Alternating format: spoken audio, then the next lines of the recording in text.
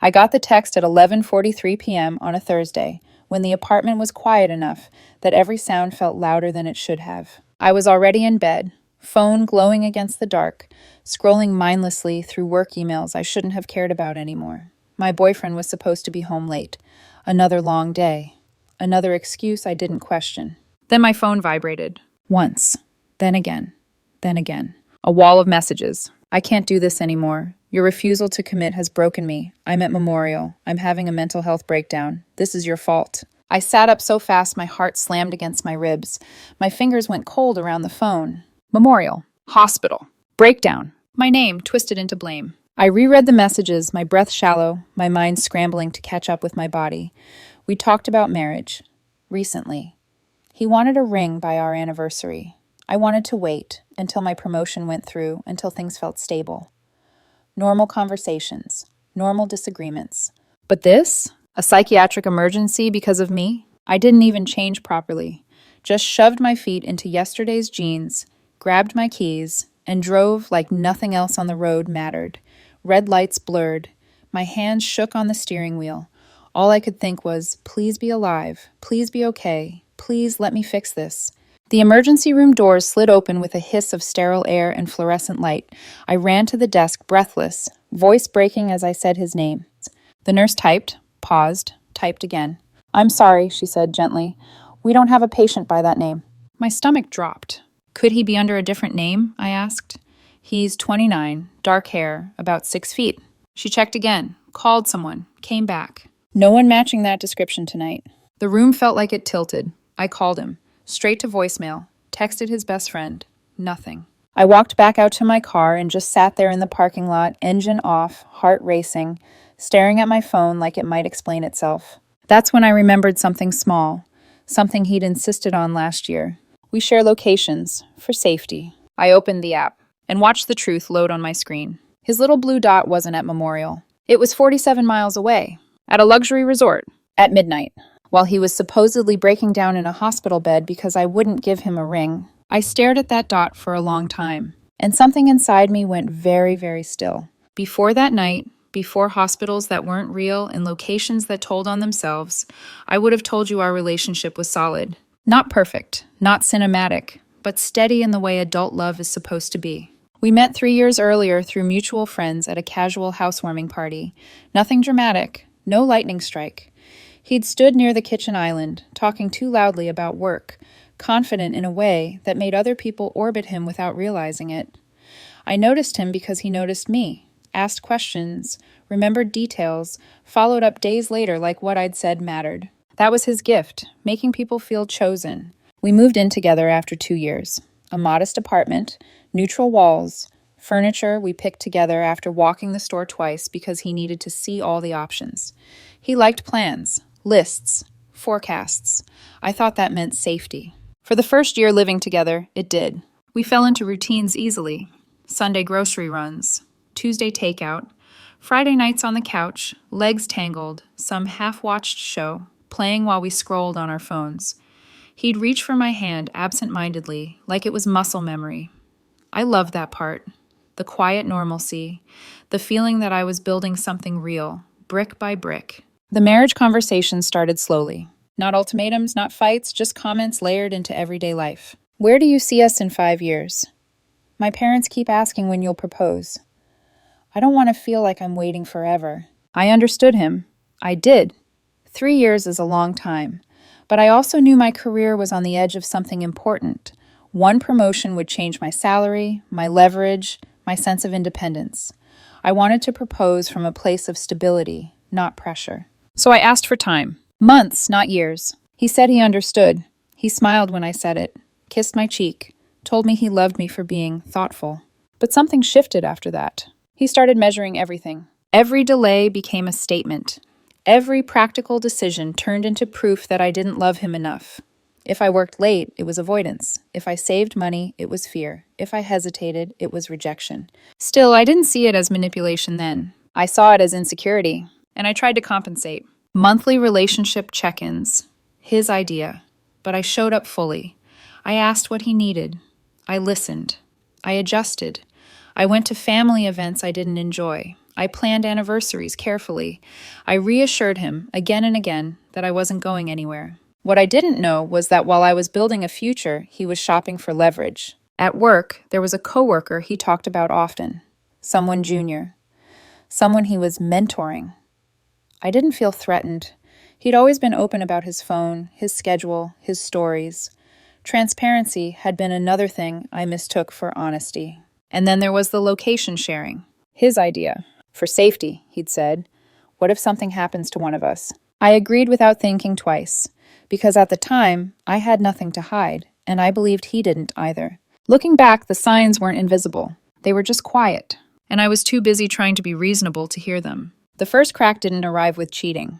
It arrived disguised as concern. After our conversations about marriage started looping without resolution, my boyfriend changed in ways that were easy to excuse and hard to confront. He didn't yell.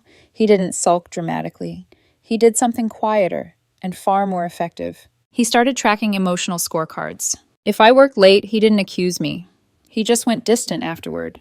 If I laughed too freely with friends, he'd grow reserved on the drive home. If I didn't answer a text quickly, he wouldn't complain. He'd simply ask later, calmly, where I'd been. Not accusing. Just recording. You seem overwhelmed lately. I feel like I'm always the one pushing us forward. I just want to know I matter enough for you to choose me. Each comment sounded reasonable on its own. Together they created a low, constant pressure, one that made me start explaining myself even when I hadn't done anything wrong. I didn't realize I was being conditioned. Around that time, a coworker started coming up more often in conversation. A woman, someone newer at his office, junior, ambitious, the kind of person he framed as needing guidance. He spoke about her casually at first, work stress, office politics, career questions she leaned on him for. I didn't feel threatened. Why would I? He never hid his phone. He didn't sneak off to take calls. He talked about her openly, like transparency was proof of innocence. I took it as a good sign. Trusted him because I wanted to trust us. But gradually, her name began to surface in moments that had nothing to do with work. She's been having a rough time. She really looks up to me. She says I'm the only one who actually listens. Sometimes she texted late, not every night, just often enough to normalize it. When I asked once, lightly, why she needed him after hours, he shrugged. She doesn't really have anyone else, he said. You know how that feels. And suddenly questioning him felt cruel. After disagreements about our future, he wouldn't explode. He'd withdraw, not punishment, at least not overtly. Just silence, distance. A subtle removal of warmth that made the apartment feel colder without a word being spoken. Then, after a day or two, he'd soften. I get scared, he'd say. I just don't want to invest everything and end up alone. So I'd reassure him. Again. What I didn't know was that while I was reassuring him, he was building an alternate version of our relationship. One where he was neglected, pressured, and misunderstood. One where my hesitation about a ring became emotional abandonment. And someone else was listening to that version. The night before the hospital text, we'd had one of those conversations again. Not loud, not dramatic. He said he felt like time was slipping away. I said I wanted to do this right. He nodded, told me he understood, kissed my forehead like a truce had been reached. I believed him. I went to bed thinking we were still aligned, maybe strained, but honest. What I didn't see was that the conflict hadn't stalled. It had just gone underground. And when that message arrived the next night, blaming me for a mental breakdown that didn't exist, it didn't come out of nowhere. It came from weeks of emotional groundwork, from someone who had learned exactly how to make me feel responsible for his choices, and from a lie that had already been rehearsed. I didn't sleep after seeing his location. I sat in my car in the hospital parking lot long after midnight, phone resting in my lap, the blue dot on the screen burning itself into my vision. 47 miles away, a luxury resort, the kind with spa packages and infinity pools, not psychiatric wards and intake forms. I kept waiting for the panic to come back. Instead, something colder settled in. I drove home slowly, every mile heavy. I didn't cry. I didn't scream. I felt focused, like my body had decided before my mind caught up. At 6 a.m, the apartment was still quiet, his side of the bed untouched. I made coffee I didn't drink, sat at the kitchen table and stared at the wall until the sun came up. Then I did something I'd never done before. I opened his laptop. He'd never changed his passwords. Had even joked once that I was bad at snooping anyway. The screen unlocked easily, like it had been waiting for me. I didn't go through everything. I didn't need to. His credit card statement was open in his email. A charge stood out immediately. Grandview Resort and Spa. 2 adults. King bed. Spa package. Booked under her name, his coworker. My chest tightened, but my hands were steady. I clicked into the confirmation email. Dates lined up perfectly with his late nights and work stress. Everything I'd swallowed without protest suddenly had a receipt. I should have confronted him then. Anyone reasonable would have. But something about that hospital text, about blaming me for a fake mental health crisis, flipped a switch I didn't know I had. If he wanted to perform concern, I could match the energy. I called in sick to work, stopped by a florist and bought 24 red roses. The expensive kind. The kind you buy when you want witnesses to believe in your sincerity. Then I made another call. His parents. I kept my voice calm, concerned, earnest. I told them he'd had a rough night, that he was struggling emotionally, that I thought it might help if we all talked, together. Saturday afternoon, at the apartment. They agreed immediately. Of course they did. By early afternoon, I was driving to the resort. The lobby smelled like eucalyptus and money. Everything polished. Everything soft. I walked up to the front desk, holding the roses like a devoted partner with a surprise. I'm here to surprise my boyfriend, I said. He's staying with a friend. The receptionist smiled apologetically. Privacy policy. I nodded, understanding. Could you check if they're at the pool? I added lightly. He never checks his phone when he's there. She did. They were. I found them at the infinity pool. He was lying back on a lounger, sunglasses on, relaxed in a way I hadn't seen in months. And straddling him, laughing, kissing him like time didn't exist, was his coworker. Her hands were on his chest. His were on her waist. This wasn't confusion. This wasn't comfort. This was a choice. I stood there for 30 seconds, roses in my hands, heart steady, breath even. I didn't interrupt them, didn't announce myself. I took 3 photos, clear and undeniable. Then I turned around and walked out. Back home, I put the roses in a vase and placed them on the dining table, right in the center, like an offering. At 2 p.m. sharp, his parents arrived. They asked where he was. I smiled and said he should be home soon. At 2:47, the door opened. He walked in glowing, skin sun-warmed, hair damp.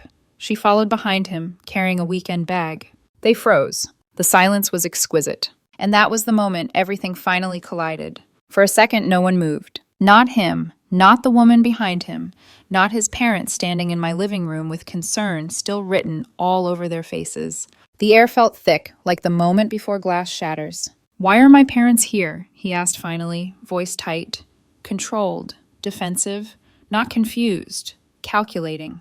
His mother turned slowly toward him. We came because your girlfriend said you were struggling, that you'd had a breakdown. His jaw flexed. I watched it happen, the instant he realized he'd lost control of the narrative. You told her you were in the hospital, his father said quietly. Is that true? The woman beside him shifted, fingers tightening around the strap of her bag. She hadn't expected an audience. This wasn't the version she'd been promised. He opened his mouth, closed it, tried again. I was overwhelmed, he said. Things have been intense between us. I didn't raise my voice, didn't interrupt. I just picked up my phone and placed it on the table. Face up. I slid it toward his parents. That's the text I received at 11:43 Thursday night, I said calmly. While I was driving to Memorial, thinking your son was having a psychiatric emergency. His mother leaned in. Read. Her hand flew to her mouth. You blamed her, she whispered. You told her it was her fault. His father looked up slowly. And where were you, actually? I didn't answer. I didn't have to. I turned the phone back toward myself and tapped the screen. The photos loaded. Bright sunlight, blue water, bodies too close to misunderstand. His mother made a sound I'd never heard before. Not anger, not yelling. Disbelief. The woman beside him went pale. I didn't know, she said quickly. He told me you two were basically over. I met her eyes for the first time. No, I said, we weren't. He finally snapped. This isn't fair, he said sharply. You ambushed me. I invited your parents to talk because you told me you were in a hospital bed, I replied. You brought her into my home. His father stepped forward. Who is she? The woman swallowed, gave her name, said she worked with him, said he'd been mentoring her, said he told her he was emotionally stuck in a relationship that was already dead. His father turned back to him. Is that what you told her? He didn't answer immediately. That was answer enough. She's twisting things, he said finally. I never lied. I just didn't give every detail. You fabricated a medical crisis, his mother said, voice shaking now. You used mental health to manipulate her. The woman looked at him sharply. You said she wouldn't commit, that you were waiting for her to choose you. He laughed once, short, humorless. I shouldn't have to beg someone to want a future with me. The woman's expression changed, confusion creeping in. You said you wanted to travel together, she said, that you were ready to move forward. I said I wanted things to feel exciting again, he snapped. Don't put words in my mouth. That was the moment it hit her. I saw it in her face, the realization that she wasn't special. She was convenient. She stepped back from him. His mother was crying now. His father looked like stone. Pack your things, his father said quietly. You're coming home with us. I'm an adult, he shot back. You lied about being hospitalized, his father replied. You cheated. You manipulated. You're leaving. He looked at me then. Really looked at me. Eyes sharp. Defensive pride cracking at the edges. This is what you wanted, he said. To humiliate me. No, I replied evenly. I wanted the truth. You just didn't expect it to be public. The woman set her bag down slowly. I think I should go, she said. No one stopped her. Not even him. And as the door closed behind her, I realized something important. This wasn't a breakup. It was an exposure. He didn't pack quietly. He packed like someone trying to regain control, opening drawers too hard, yanking clothes off hangers, muttering under his breath just loud enough to be heard. His parents sat rigid on the couch, not helping, not stopping him. Watching, processing. I stayed in the kitchen. Not because I was afraid of him, but because I didn't trust myself to speak without finishing something permanently. His mother tried once. Please, she said softly, just slow down. He snapped his suitcase shut instead. I didn't do anything illegal, he said. People cheat all the time. His father stood, slowly, deliberately. You didn't just cheat, he said. You lied about being in a hospital. You blamed her for your lie. You used mental illness as a weapon. Silence followed, heavy, unavoidable. That's when he turned strategic again. He wiped his face with his hand, not crying, not breaking, just resetting. Like a man stepping back into a role he knew well. You don't know everything, he said, looking at his parents. She pushed me. She kept delaying. I felt trapped. I finally spoke. You felt entitled, I said. There's a difference. He looked at me sharply. You wanted me to wait. You wanted control. No, I replied. I wanted honesty, and you wanted leverage. His mother flinched. What does that mean? She asked. I reached into my pocket and pulled out my phone again. I didn't want to do this, I said, but since he keeps reframing... I opened his laptop on the kitchen counter and turned the screen toward them. The booking confirmation, the spa package, 2 adults, 1 bed, her name. His father stared. You planned this, he said quietly. That was just a weekend, he snapped. It didn't mean... It meant you were already somewhere else, his father cut in, while she was still here. He lunged for the laptop. I closed it calmly. Don't, I said. This isn't a negotiation. That was when he changed tactics again. Anger didn't work. Justification didn't work. So he went nuclear. Fine, he said. You want the truth? Everyone looked at him. You're predictable, he said, pointing at me.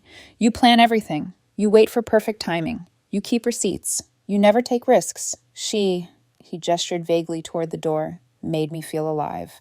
There it was. Not remorse, not guilt, resentment. His mother stared at him like she didn't recognize the person in front of her. And what did lying about a hospital make you feel? She asked. He didn't answer. His father stepped closer. You're coming home, he said again. Now. He dragged his suitcase toward the door. At the threshold, he turned back to me. This didn't have to be like this, he said. You could have handled it privately. You made it public, I replied, the moment you told me I'd driven you into a breakdown that never happened. His parents left with him. His mother paused at the door, eyes wet. I'm so sorry, she said. We didn't raise him to be like this. I know, I said honestly. This isn't on you. When the door closed, the apartment felt hollow. Not empty. Hollow. I sat on the floor for a long time, back against the couch, listening to the hum of the refrigerator, the echo of footsteps that weren't coming back. Then my phone buzzed. A notification. Social media. I opened it and felt my stomach drop. He'd posted. A story about pressure, about expectations, about how some people don't understand mental health. No names, no accusations. Just implication. Within an hour, messages started coming in. Friends asking what happened, mutuals telling me he was really struggling, one person telling me maybe I'd been too harsh.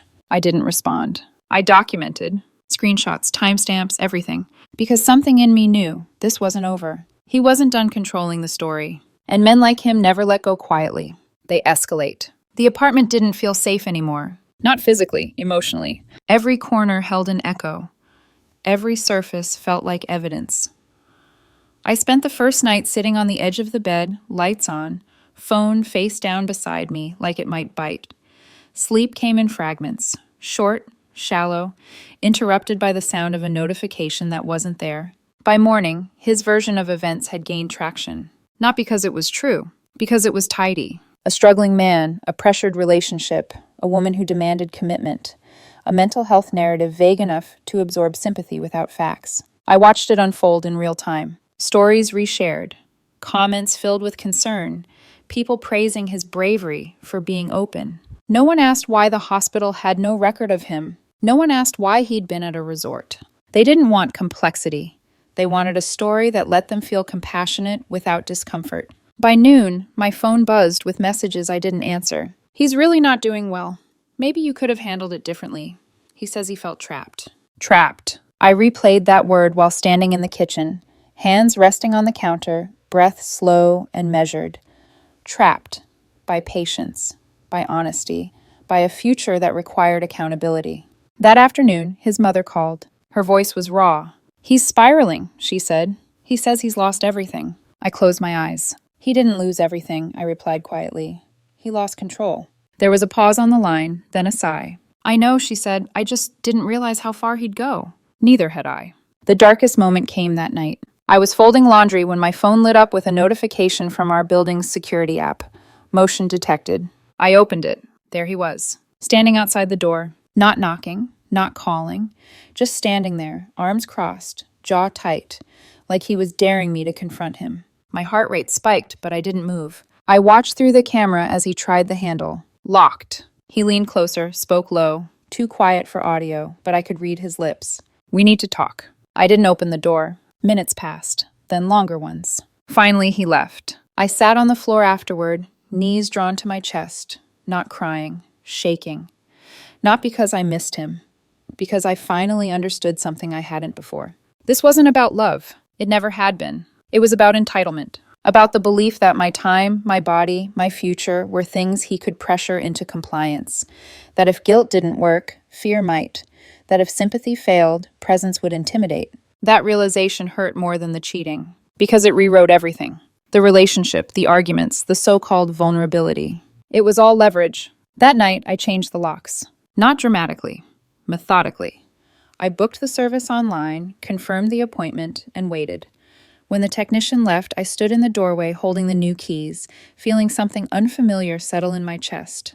Resolve. I blocked his number, blocked his accounts, archived everything. And for the first time since that Thursday night, I slept. Not well, but without waiting for him to come back. Because the darkest moment wasn't losing him. It was realizing how close I'd come to losing myself. The shift didn't come with relief. It came with clarity. The morning after I changed the locks, I woke up before my alarm, heart steady in a way it hadn't been in weeks. No dread, no instinct to check my phone, just quiet. The kind that lets your thoughts line up instead of colliding. That's when I started organizing. Not emotionally, strategically. I created a folder on my laptop and labeled it with the date. Inside, I placed everything. Screenshots of the hospital text, timestamps from the location app, photos from the resort, the booking confirmation, messages where he framed my boundaries as abandonment. I didn't editorialize. I didn't dramatize. I let the facts speak in their own language. Because the truth doesn't need adjectives. By mid-morning, my phone buzzed again, this time from a number I didn't recognize. It was her, the coworker. She didn't apologize. She didn't defend herself. She asked a question. Did he ever tell you he felt trapped by women who needed too much? I stared at the screen for a long moment before replying. Yes, I typed. Did he tell you he felt trapped by women who asked for honesty? 3 dots appeared, disappeared, appeared again.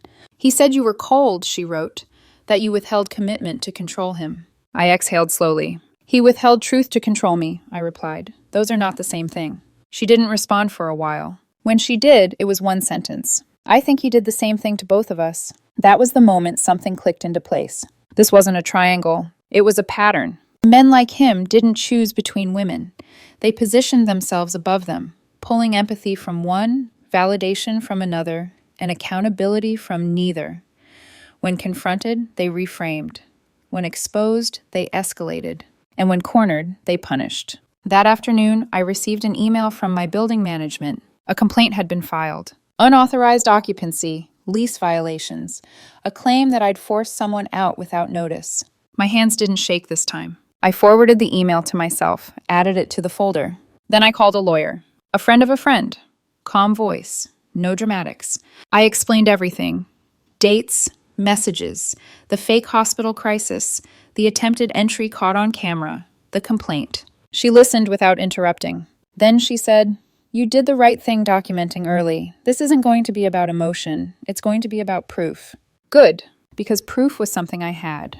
The turning point wasn't when I felt empowered. It was when I stopped needing to be believed by everyone. I didn't respond to his posts, didn't correct the narrative publicly, didn't defend myself in comment sections designed to eat women alive. I let him talk. Every exaggeration, every half-truth, every implication. They weren't convincing, they were revealing. By the end of the week, the tone online had shifted. Questions crept in. Screenshots circulated. People noticed inconsistencies. Hospitals don't hide admissions. Resorts don't resemble ERs. Mental health advocacy doesn't include lying to manipulate partners. I didn't say a word, because my power no longer came from reaction. It came from timing. And when the truth finally landed, it wouldn't sound like anger. It would sound like fact. The consequences didn't arrive all at once. They came in waves, each one stripping away a layer of the story he'd tried to build. The first wave was quiet. My building management followed up, requesting documentation. I sent them the lease with my name alone, the move-out messages where he acknowledged leaving, the security footage time-stamped from the night he tried the door. No commentary, no emotion, just evidence. They replied the next morning. "Thank you for clarifying. The complaint has been closed." The second wave came louder. His parents. His father called first, not angry, tired. "We found out more," he said, "about the lies, about the posts." I listened. "He told people you forced him out," his father continued, "that you threatened him." "That's not true," I said evenly. "I know," he replied. "We checked. We saw the messages, the dates, the footage." There was a pause. "We're getting him help," he said. "Real help, not the kind you post about." I thanked him. And I meant it, not for my sake, but for the truth finally being spoken out loud in his family. The third wave was public. Not dramatic and convenient. Someone reposted his hospital text alongside a screenshot of the resort's infinity pool. Another shared timestamps. A mutual friend asked, publicly, why his story kept changing. He deleted posts, then accounts, then tried a different tactic. Legal. I was served papers on a Tuesday afternoon. Claims of emotional distress, defamation, illegal eviction. A number so inflated it almost felt like parody. My lawyer read the filing and exhaled through her nose. "This is weak," she said, "but we'll respond properly." We did. Every exhibit labeled, every timestamp verified, every claim countered with documentation. The fake hospital crisis, the resort booking, the security footage, the messages where he admitted leaving voluntarily, the attempt to re-enter. The court date was set. In the weeks leading up to it, he spiraled, not quietly. He gave in interviews to no one and speeches to everyone, cryptic posts about betrayal, masculinity, being misunderstood. He framed himself as a man punished for vulnerability. But the comments weren't on his side anymore. People asked for receipts. He had none. Court day arrived gray and unremarkable. He came dressed for sympathy, measured, restrained, rehearsed. I came with a binder and calm breath. His lawyer spoke first. Vague language, emotional framing, no proof. Then it was our turn. Facts. The judge asked direct questions. "Did you claim a hospital admission that didn't occur? Yes or no?" He hesitated. "Yes." "Did you attempt to enter the apartment after moving out? Yes or no?" "Yes." That was enough. The case was dismissed. The judge leaned forward. "You are fortunate this did not result in counterclaims," she said. "Leave her alone." Outside the courthouse, he lost composure. Not tears, rage. "You ruined me," he said. "I needed you to fight for us." "I fought for the truth," I replied. "You fought against it." His parents escorted him away. That was the last time I saw him. The fallout continued quietly after that. He lost his job. Too many absences, too many complaints, too much instability. The woman from work cut contact completely after he blamed her publicly. Friends distanced themselves. The narrative he'd tried to control collapsed under its own weight. And me? I went home, opened the windows, Let the apartment breathe again. Because the fallout didn't destroy me. It cleared the wreckage he'd left behind. 6 weeks later, my life looked quieter. Not smaller, not lonelier. Just steadier. The apartment felt like mine again. I rearranged the furniture, took down the photos that carried tension instead of memory, opened the windows every morning, and let the air move freely, like permission. I didn't rush into healing. I let it arrive on its own terms. Some nights I still replayed moments, things I'd dismissed, words I'd softened, instincts I'd explained away, not with shame, but with curiosity. How easily love can turn into obligation when you're taught to prioritize someone else's comfort over your own clarity. I learned something important in the aftermath. Manipulation doesn't always sound cruel. Sometimes it sounds fragile. Sometimes it sounds like need. Sometimes it sounds like, if you loved me, you'd do this. And the most dangerous lies aren't shouted. They're whispered at the exact pitch where guilt lives. I didn't lose 3 years. I gained a boundary. I learned that commitment given under pressure isn't love, it's control. That mental health isn't a bargaining chip. That someone who needs you to chase them while they deceive you isn't asking for devotion. They're demanding submission. I also learned the power of stillness, of documentation, of timing, of letting truth exist without forcing it into every room. The right people didn't need convincing. They recognized the pattern when it repeated itself loud enough. I framed the dried roses, the ones I'd bought the day I thought I was apologizing for hurting him. I hung them in the bathroom, not as a reminder of pain, but of clarity. A quiet message to myself. Trust your instincts. Don't negotiate your boundaries. And when someone shows you who they are, believe them. The last contact I ever received from him came as a request. Money, excuses, blame. I declined it. And for the first time since that Thursday night, I felt something close to peace. Not because he finally let go, but because I did.